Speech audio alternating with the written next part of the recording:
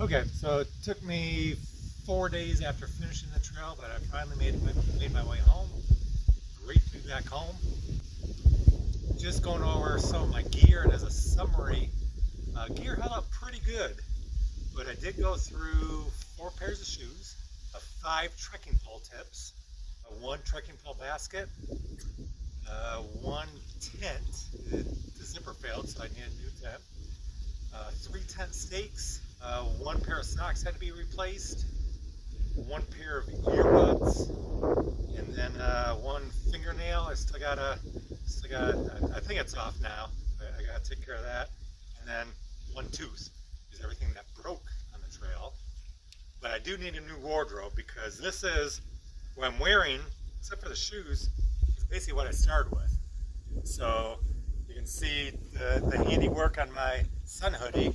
The last probably week and a half, I think it was coming down to Stevens Pass, the shoulder started getting threadbare and ripping out. So a little bit of Luco tape on both sides held together, but that's pure hiker trash right there. Sun gloves are, you can see there's plenty of holes there. Those would need to be replaced. I got a few holes in my pants, but down here, the pocket's been holes in the pocket for a long time, just this one. I got 6 pockets. And then in the shoes, got a number of holes there, but they made it through the last. I probably had these holes for maybe 100, 150 miles, something like that. It was real hard to get new shoes in Washington with resupplies and mailing things. So I just kept these things, and they made it. So, but now I think I need a whole new hiking outfit. Okay, so it's time to look at the damage to the fingernail. If you remember, I banged my left hand index finger between 2 rocks way back around Ray Lakes. So that was like day 61. And I had a black fingernail for a couple months. Before it first started to lift off, the side of it was starting to detach just before Timberline Lodge, which was somewhere around like day 129. So I taped it up at that point, and I just haven't done anything with it. So I'm guessing it's completely separated for now and ready to come off. So it's time to remove the Band-Aids and the Luco tape and see what my finger looks like. Because now it's like day, whatever, it'd be like equivalent day 154. So this thing's been taped up for, boy, a couple months. And it's been about 4 or 5 months since the fingernail got damaged. So we'll see what it looks like. I'm kind of cutting it, but I'm kind of afraid to, I don't know how to do it without it ripping the nail off. I put a Band-Aid. Now I'll cut it some more.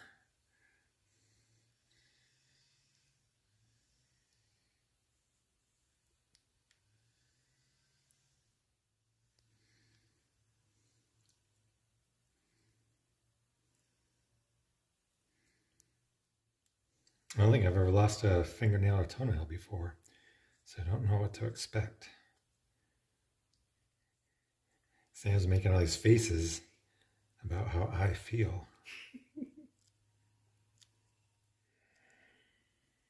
Oh, so it's still there.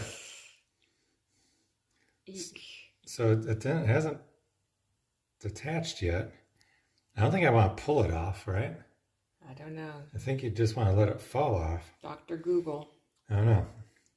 Yeah, Dr. Google that. But that's what it looks like now.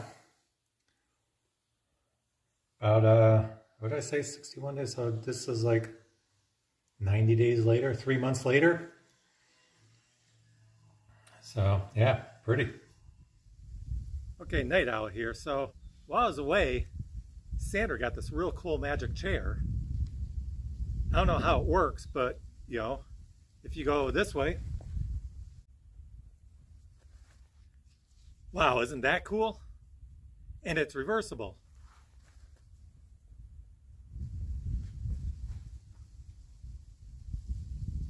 How cool is that? you can go either way.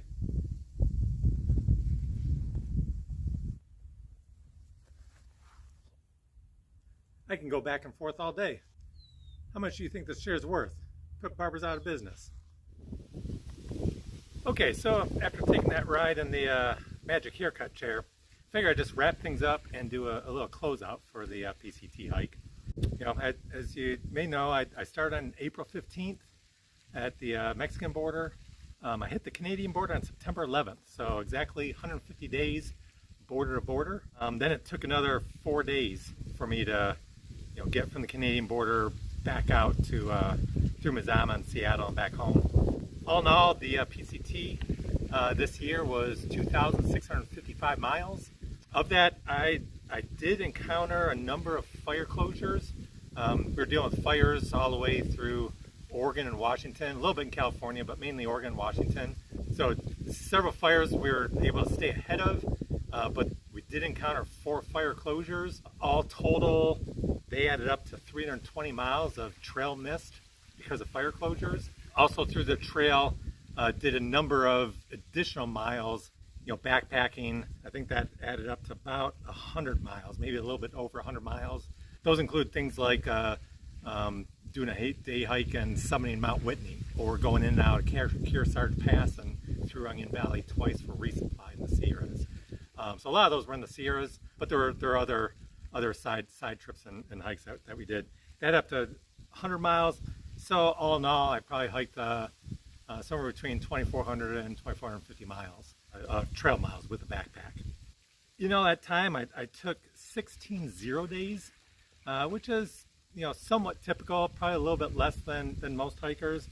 What surprised me looking at the stats is I took 12 of those 16 in the first 1,000 miles, and in the last 1,500 miles I only took 4 0 days. So I was taking a lot of zeros at the beginning. A lot of that is because I live so close to the trail and I had friends and family meet me along the trail, so it took some more time off and had a slow start. And but at the end, I was just enjoying being on the trail more than hanging out in town towards the end. So I didn't take too many zeros at the end. And even out of those 4 zeros at the end, 2 of those were kind of forced because I was waiting for, I was having phone problems. I was trying to order a new phone. Spent 2 days at the Cracker Barrel gas station waiting for a new phone. So that was kind of interesting. The daily mileage did change throughout the trail. Starting off, everyone starts off pretty slow until they get their trail legs. But through the desert and the Sierra section, I was generally averaging 15 to 20 miles a day. Although there were 6 days out of the first 50 that I think I did over 20 miles. But most of the time it was 15 to 20. But after you hit the Sierras, or after you complete the Sierras, your mileage just naturally picks up. The terrain gets easier. You're at lower elevation. You've got your trail legs, and you just naturally hike longer. So Northern California and Oregon, Washington, I was typically doing somewhere between 20 and 30 miles a day, usually in the mid-20s. I think there was only one day that I did over 30 miles. So a lot of the younger hikers do a lot of, they try and push it, do 30 plus miles a day. I wanted to enjoy the trail. And I typically was looking to wrap up my day and start setting up camp between 5 and 6, depending on what the trail provided. But I generally did 20 to 30 miles a day for the last part of the trail. In the first 1,000 miles, it took me 76 days to complete the first 1,000 miles. Including that were 11 zeros, and I average, if you take the total days divide the total miles, I averaged just over 15 miles a day. The second 1,000 miles I did in 49 days, only took 2 zeros, and I averaged a little over 21 miles a day. So it kind of shows you the difference between when you first start and when you're kind of picking things up. My biggest day was day 102. Just before Mount Shasta, I did 32.5 miles. That was my only 30-mile day. The biggest climb was just before the Oregon border. I think I was coming out of Seat Valley. I climbed a little bit over 7,000 feet. So that kind of surprised me. That was a bigger climb than any of the biggest days in the Sierras. Temperatures were we had very good weather throughout the entire trip. So I was pretty blessed there. The lowest it got was 25 degrees the night before we summited, or went over Muir Pass, I should say. And I only had 4 nights that were below 30 degrees. So, I had a 20-degree sleeping bag. It was probably a 15, 20-year-old 20-degree sleeping bag, and that provided plenty of warmth. So no need to do, 0-degree bags or 10-degree bags. A 20-degree bag was just fine. Never had a day where I thought I needed more. I experienced rain on 8 days, or I should say 8 days or nights, because most of the time when it rained, it rained at night when we were already in the tent. So that was nice. I think I only I carried a rain poncho with me the entire trip. I only broke it out 3 times, and none of it was a big heavy storm. It was usually kind of just waves coming and going throughout the day. So did not experience a lot of rain, just had fantastic weather. It didn't really start raining until Oregon and Washington. I did experience trail magic. That's where someone comes out with meets you on the trail. It's usually a complete stranger in an unexpected spot, and they'll bring a cooler full of beers, or they'll have something to eat, or maybe grill up on hamburgers. I experienced that 30 times, which is just phenomenal. That's what really lifts your spirits and really kind of makes the trail special, experiencing that trail magic. And not only did I experience 30 instances of trail magic, but there were twice I experienced it 3 times in one day. So one wasn't too surprising. It was 4th of July weekend outside Lake Tahoe, so there was a lot of people there vacationing. But the second time was just a random Tuesday in Oregon, and you just experienced it 3 times. So just real special there. Some other miscellaneous stats: I took 42 showers throughout the trip, did laundry 19 times, dug 108 cat holes, and yet I packed out all my toilet paper. You need to do that in the West Coast, or you should do that as part of Leave No Trace camping. Let's see, what else? I utilized, to get in and out of town for resupplies, I utilized 14 shuttles, and I hitchhiked 19 times. Throughout the whole trip, I camped in my tent 119 nights, and then 3 nights I cowboy camped. A number of people asked me about costs. I was surprised how little the trail cost. To put in perspective, the PCT surveys at halfway, or half mile, I should say, does every year. I think the average is right around $10,000, and the majority spend between like $10,000 and $15,000. Probably 60-70% of hikers kind of spend in that range. I spent far less. I did spend, another thing that surprised me, I did spend $1,000 on gear before the hike even started, because I've been an ultralight backpacker for over 15 years. So I've had all my gear. I've got my gear real dialed in. I was real happy with my setup. Yeah, I still managed to spend $1,000 on gear before the hike, but it was well worth it. I didn't want to compromise my hike due to old, worn-out gear or compromised gear. So that was worth every penny. But I was surprised on how little I spent out on the trail. I did keep track, of all my expenditures out on the trail, and I only managed to spend $4,400 for lodging, town food, resupply food, some minor gear replacements or shuttles, which is way below typical. And I did not have a real typical hike. So if you remember, I live in San Diego. I shouldn't point out that the cost does not include some substantial things like a lot of resupply food. I didn't keep track of what the food I bought at home, but since I live so close to the trail, I supplied from home, my trail food for the first 35 days. I did not buy any food on the trail until Wrightwood. And then somehow I managed to do 8 resupplies. That's a lot more than I thought I would do. A couple of those were just Sandra had to send me some gear, and I go, well, if you're going to send me gear, you might as well send some food, even though I could have gone to the grocery store and bought it. But, so that probably between the 35 days at the beginning and the 8 resupplies, probably 75 to 80 days of trail food was all bought at home, and I didn't keep track of that. So that's well over $1,000 in food right there. And the shipping cost for those 8 resupplies, that's probably another $350. I didn't really keep track of that. What also helped was, I live in San Diego, so the first 70 days, I was either coming home or staying with friends. I had some very generous friends that had cabins in Idlewild and Big Bear, and I was able to stay with them. So I didn't spend anything on lodging or shuttles or gas.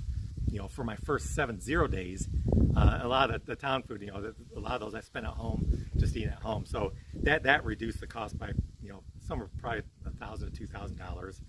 Gear-wise, I didn't. Well, I did replace a tent, but instead of buying a new tent, I just had Sandra sent my our ultralight 2-person tent. I only went through 4 pairs of shoes. I think 5 to 6 is more typical. I didn't. I had one of those refill valves for my fuel canister, so I thought that would help out in some areas, and I'd have to buy in other areas. I didn't buy a drop of fuel the entire trail. There was always fuel canisters to be found in hiker boxes and resupply towns and that. So I went the entire trail and never bought a fuel canister. So I'd recommend getting those flip fuels or one of the knockoffs for that. So I was surprised on how little I spent, but I did not have a typical hike. Oh, and I didn't have to catch a plane here to San Diego since I live right here. So I did get a cheap flight home, but there was no travel cost or hotel cost at the start of the trip either. So I had a little bit of a unusual experience. I think $10,000 on average is a pretty realistic figure. Another thing, I don't really drink a whole lot. I can count the number of beers I had on the trip probably on one hand, and that's a big part of a lot of people's trips is enjoying the local beers in town. So I didn't partake in that too much. I'm happy or prefer a soda in most cases. So that's also another cost savings. To close out, I do want to acknowledge and just give thanks to all the help I had along the trail. That's one of the, I knew that was part of the trip. I didn't realize what a big part of the trip was with just trail angels and trail magic and just the incredible amount of help and generosity and just the goodness that you get from all these complete strangers helping you along the trail. So, starting kind of south, going north, some just real cool places to stay. Most of them, some would charge you, some would take donations. A lot wouldn't take any money. And they're just real interesting places, very supportive of hikers, just helping you out in any way they can. But the first was kind of before Idlewild, stayed at Mike's Place. It's kind of a eclectic, it's an experience that you guys check out. There's a Little Bear Hostel, also before Idlewild. Sarah from Wrightwood Metalworks had a fantastic place to stay, real cute spot, and all donation based. The 49er Saloon in Acton, the owner of that, I think his name is Mike, real cool guy, very supportive of hikers. Definitely recommend people checking that out. Hiker Town, another eclectic place. That's kind of an experience not to be missed. Before the aqueduct, Barbara's Hiker Hut in Tehachapi. She let me mail some shoes there where I was having trouble with some deliveries, so that helped out a lot. Tahoe Valley Campground in Lake Tahoe. We had the hotel room for one night, but we got in there a night early. They're very accommodating. PCT hikers have a place that you can camp for free. Hiker boxes, showers, all that. Caribou Crossroads, kind of a similar setup there. They let you stay there. They let you mail stuff there. Very helpful. Hiker Hut at Bluebird in Etna. Very cool place to stay. Very supportive of hikers. Highly recommend that. Columbia Hotel in Ashland. Also caters to hikers there. The host at the Crater Lake Campground, they host PCT hikers. They got a place you can camp for free. They have hiker boxes, help you out in any way they can. But they were just instrumental in coordinating the shuttles around some of the major fires just north of Crater Lake. So hats off to them. Shelter Cove Campground in Shelter Cove was accommodating. The Big Lake Youth Camp in Oregon, very cool place to stay. They run a summer youth camp, but they completely renovated one of the buildings just for PCT hikers. And they got full kitchen, table and chairs to relax and go through your gear, showers, laundry. They feed you as much as you can eat, and it's all donation based. Just very, very welcoming, very inviting, very supportive PCT hikers. So recommend Big Lake Youth Camp. Kevin and Lola, two trail angels. in Washington, I can't thank them enough. They showed me around the first big fire. Neither one would take any money, and they drove 4.5 hours one way, so 9 hours. Basically all day driving 5 of us around the first big fire. So can't thank them enough. Washington Alpine Club in Squamish Pass. They host hikers during hiker season. Fantastic place to stay. Very restful. Everything a hiker needs right there. They feed you, laundry, showers, games, relaxing. Wood burning fireplace and a family room. Just a very cool place to stay. Highly recommend that. Similarly, Lion's Den in Mazama, Washington. That's kind of the last spot just before or just after the border. That's kind of becoming an iconic place. Again, everything a hiker needs. Kind of a must place to stop there. And then finally, Sunflower and her family. Sunflower hiked the majority of the trail this summer, and her family graciously was hosting hikers, so several of us stayed there. I stayed there for 2 nights before I flew home, so hats off and thank you. All these places just really make the trail special, and are a large part of the hike and the PCT experience. So that's besides all the nature and the beauty and just be able to be one with nature and be out on the trail. When you do go into town, you have these special experiences. That's really adds to the overall journey. And then that doesn't even count the 30-odd trail magics that I encountered throughout the way. So all in all, 50 or 60 complete strangers just helped me out in some way, shape, or form, and that's just an essential part, just a magical part of the journey. Aside from all these complete strangers helping me out, I do want to just give a special shout and thanks to some very dear friends. Sharon and Jeremy met us up in Idlewild and let's stay at their cabin before doing Mount San Jacinto. After we got the following weekend, after we completed it, went back. Sandra drove up and brought me back to Idlewild, and George and Carol opened up their cabin for us, and George and Scott met us up there. Had a great couple days with them. And then finally in Big Bear, Scott and Aaron opened up their cabin to us in Big Bear and spent a couple days with us up there. So I was just really blessed to have some good friends, and just sometimes that they have these fantastic cabins right on the trail. So it was very comfortable. It was a great time to spend time with them, and it was a great way to incorporate or let some friends share part of the journey, because a couple of them knew what the trail was, but a few I don't think really understood what this journey entitled. So this was a good way to kind of include them in the journey. And finally, I just can't thank my wife Sandra enough. She was my rock. She's supported me unconditionally. Well, I take that back. I did need to check in with her every night, through satellite messaging, just saying, hey, here's where I am. Here, I'm still alive and kicking. Everything's good. So aside from that, she just had unconditional support and helped me, throughout the trail with resupplies, picking me up at the trail in Southern California.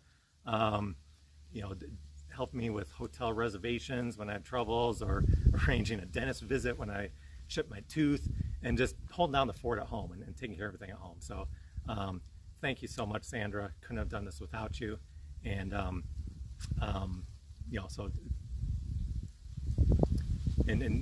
everyone just really made the trail special.